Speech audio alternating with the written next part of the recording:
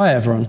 It's important to know that modern high-quality lenses are not only glass and metal anymore, they are computers. They communicate electronically in many ways with the camera.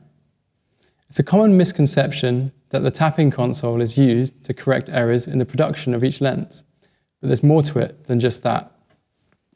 Using a tapping console gives you the opportunity to maximize the potential of your lens through updating the firmware, focus tuning, and adjusting some of the key lens operations.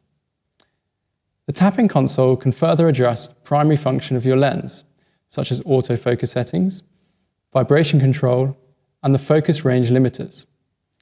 We will explain each of these unique features in different video chapters. To further understand the need of a tapping console, it's important to realize that different photographers have different needs.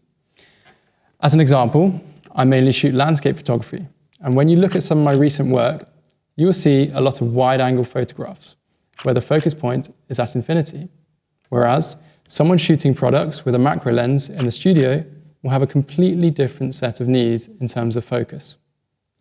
Customizing your lens for your own requirements, together with fixing potential front or back focus on your DSLR camera, can be vital to achieving the results you desire. But firstly, you have to install the tap-in utility software from the Tamron website.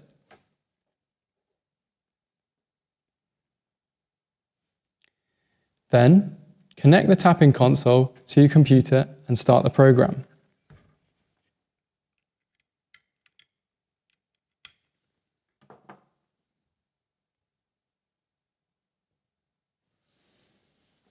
After the software is running and the console is connected, attach the lens to the console.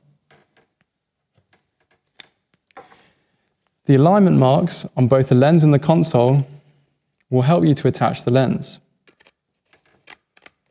Push the tapping console onto the lens and turn it until you hear it click in.